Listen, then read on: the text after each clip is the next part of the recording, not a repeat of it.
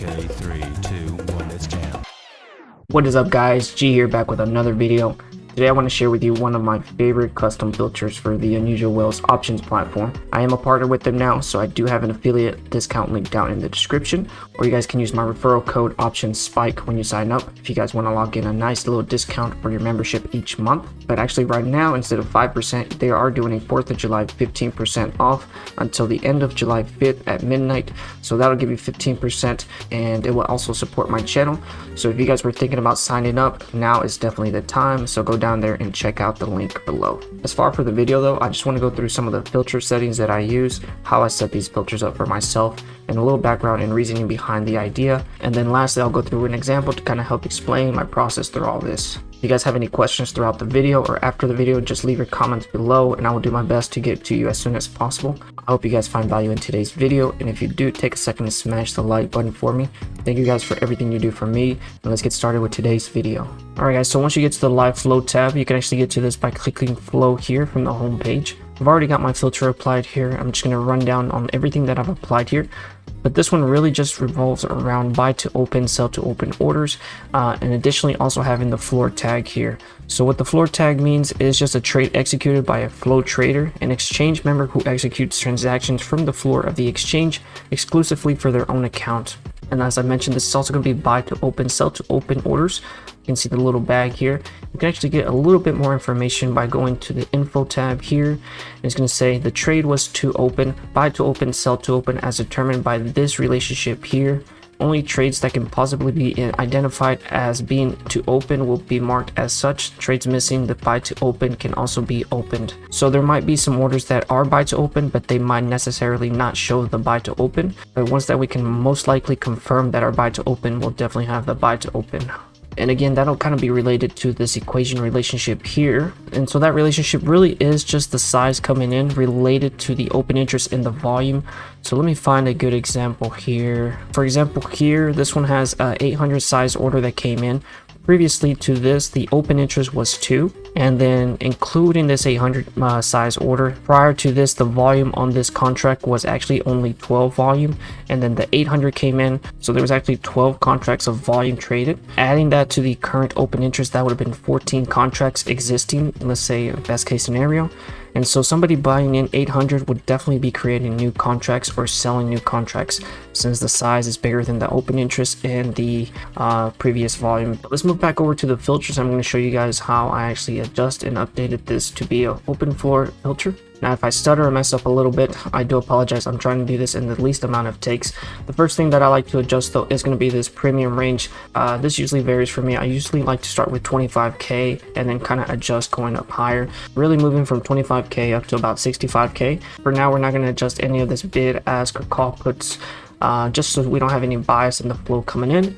But then later in the video, I do want to adjust this to kind of give you guys a better idea. If you're being one directional, you can actually modify these to get some more one directional flow and actually cut down on some of the time going through the flow. The next thing that I'd like to adjust is actually the emojis here, and that is just simply to exclude any of the ETFs or indexes. I don't want any of that flow coming in. And let me just find it. The ones that I adjust are ETF, LEAP, and indexes. So I exclude all these 3 options and simply have those excluded. Moving on from there, the next thing I like to adjust is the date till expirations. This one you can kind of play around with too.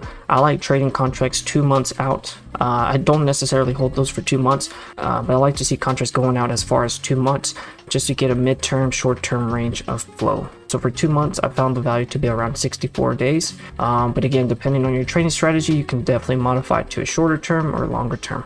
Now we're going to get to the toggle on options here, and this is really going to get you guys these tags and these buy to open indicators. Simply first, the one is open trades, which is going to get you this icon here, like I mentioned before. And then the other one that's coming in is going to be floor only, so all the flow coming in is going to have that floor tag. We're also going to exclude deep in the money contracts and out the money contracts only. So we don't want any contracts coming in that are already in the money, and we really want to look for moves that are coming further out the money. So we're going to include the out the money only option. So that way flow that's coming in is really anticipating a bigger move to the upside or to the downside.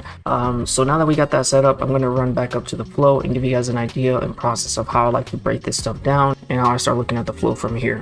And actually going on from here, I might actually just go ahead and update this to about 45k, just to go ahead and filter some of that smaller flow that's coming in. And this is where some of these filters can also kind of help you guys out, just to filter some of this here. Since I'm kind of bearish in the market right now, what I'm going to actually do is turn off calls, and now all we're going to get is all the puts here. As you can see, we do have some bullish orders coming in for puts, and since we are bearish on the market, we're also going to turn off the bid option, and now all we're going to get is the ask puts, which are going to be the bearish orders.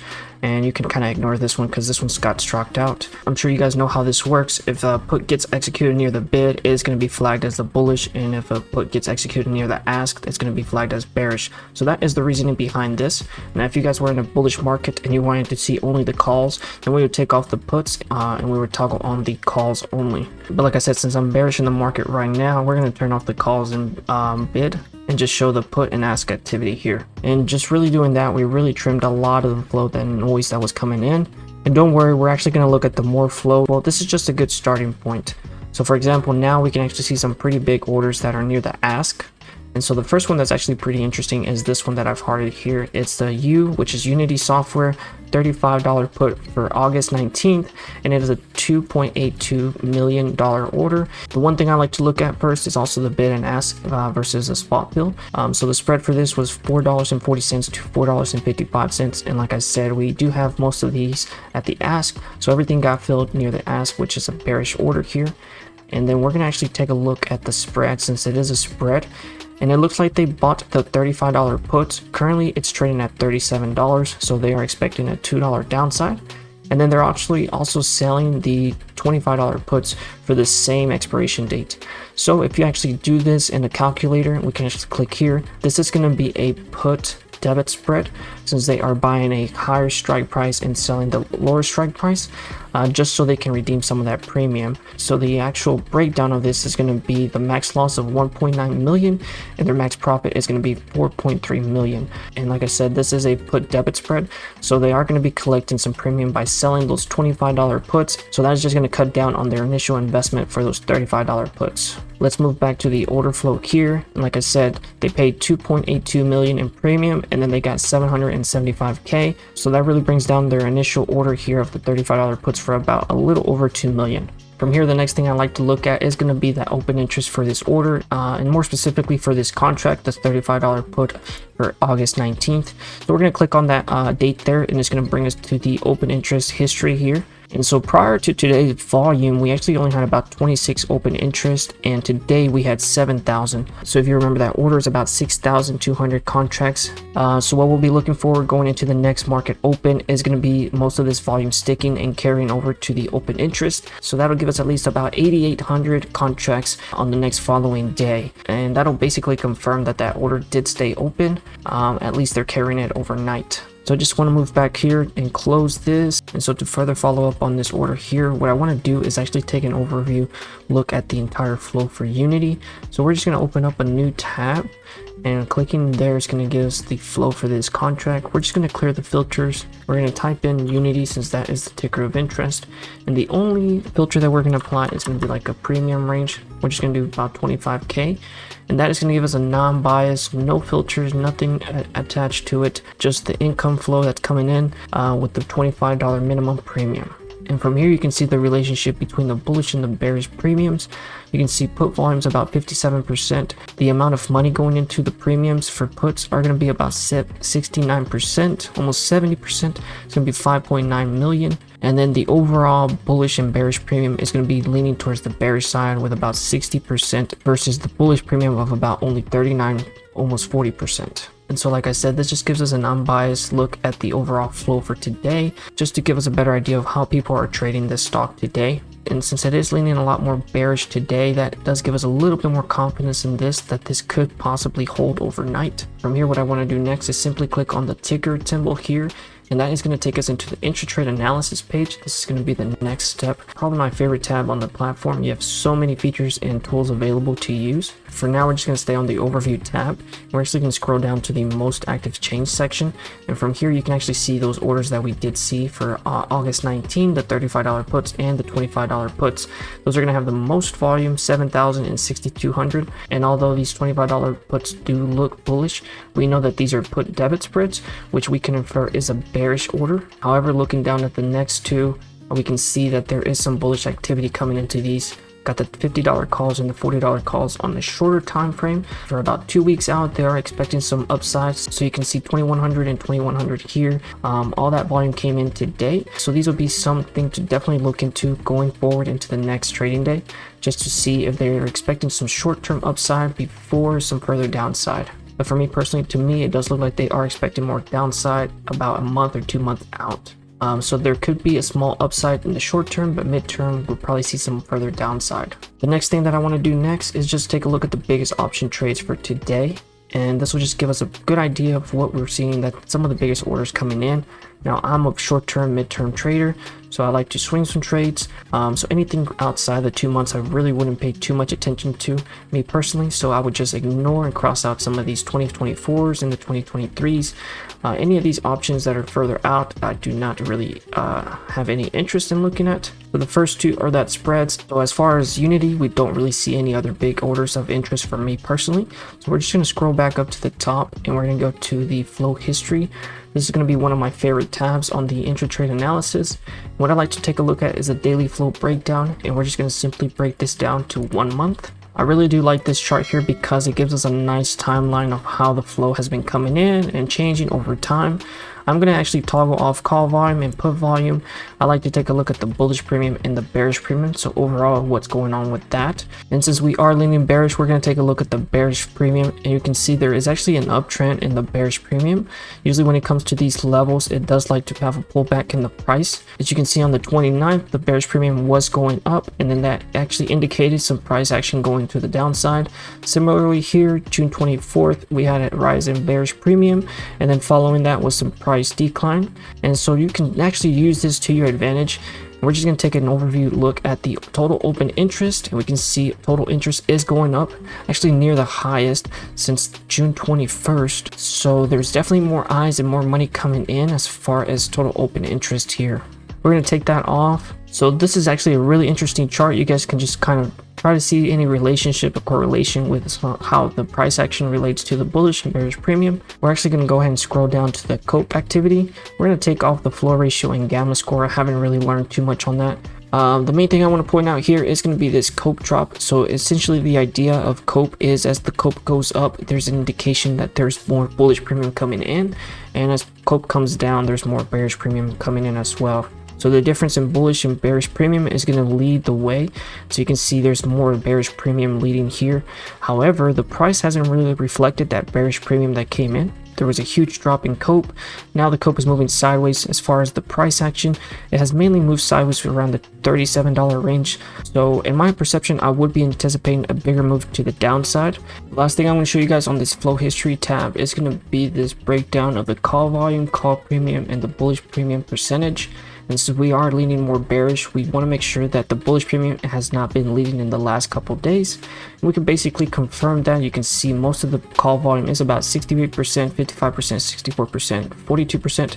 But once you take a look at the overall bullish premium, that is far less than what the actual call volume and call premium is. So that is going to confirm some bearishness. The only other thing I really want to take a look at as far as the options flow is going to be the flow levels. This is actually a very interesting tab as well. You can get a pretty good overview of the overall expiration premium going into the next couple weeks. And this actually breaks it down really nice for you. I'm actually going to scroll down all the way down to the bottom and take a look at the minimum premium for 30K and higher. You can see a huge spike in that bearish premium, which is probably related to those $8, $19, $35, and $25 puts. We can confirm that because most of that bearish premium is around those $35 strikes. The only reason I want to bring this up is because we don't really see any unusual option orders for today. The only other unusual data point that we can relate to is going to be this 819 bullish spike here, but we can relate that to the $25 puts that we also saw come in as part of that put debit spread. So let's just scroll back up and just take a look at the overall breakdown for flow levels.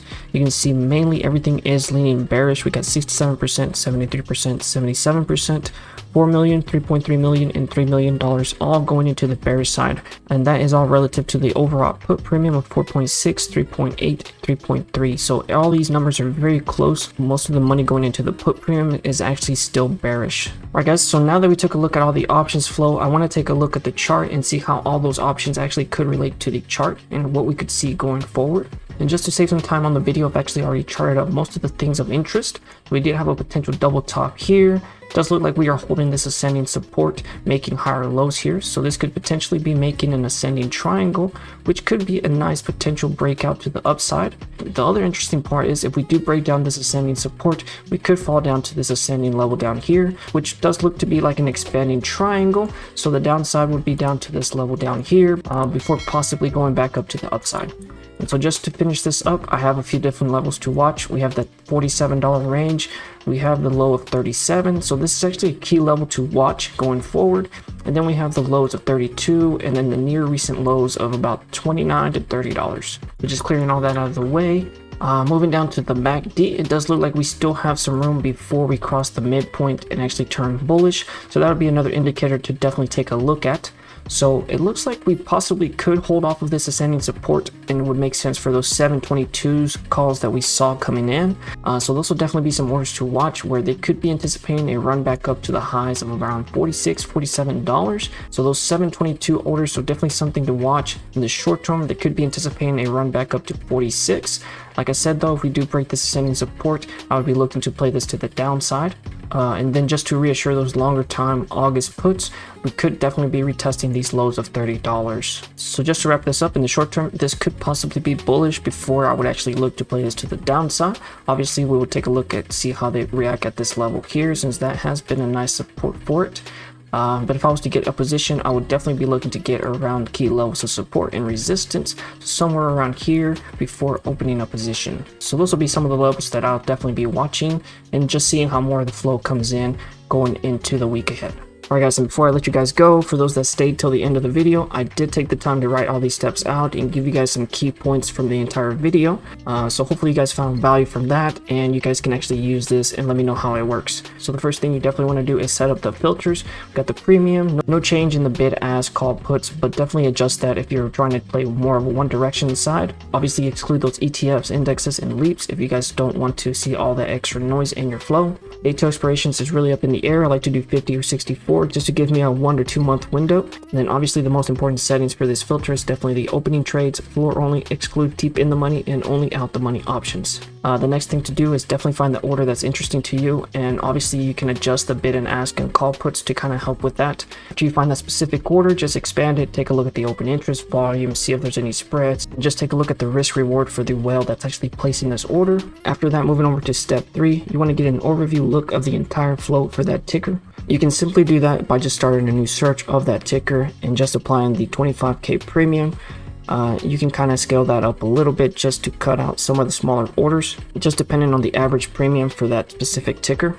But really don't apply any filters except the premium just to see the bigger orders coming in. After looking at the overall flow and you're still confident in that order, we can move on to step 4 and take a look at the intratrade analysis. These are some of the things that I really like to look at: the most active chains, the biggest option trades, daily flow breakdown. Obviously the COPE is one of my favorites. And then you can also take a look at the timeline breakdown for the call and put premium. And you can also take a look at the flow levels. And then we're going to wrap all that together with step 5 and take a look at the chart and our technical analysis and make sure that all that aligns and correlates with the flow coming in. And like I said, if most of your options analysis aligns with the technical analysis, definitely try to get your position near the support or resistance. And always remember, the more supporting data that you have for your thesis, whether it's COPE, biggest option trades, or even technical analysis, that'll give you a higher probability for a successful trade. Well guys, that's going to about wrap up today's video. If you guys have any questions, definitely put them in the comments below. Or if you guys have any other filters that have really good success rates, definitely put them as well. And I'll get to you guys as soon as possible. And if you haven't yet signed up for Unusual Whales, definitely use the link down below to help support the channel. And it will also give you guys a discount for signing up. Right now we are doing 15% until the end of July 5th at midnight. So definitely take advantage of that. If you guys found value in today's video, don't forget to smash the like button for me. I hope you guys have a great day. I will see you guys in the next video. And as always, keep moving forward. Yes, sir.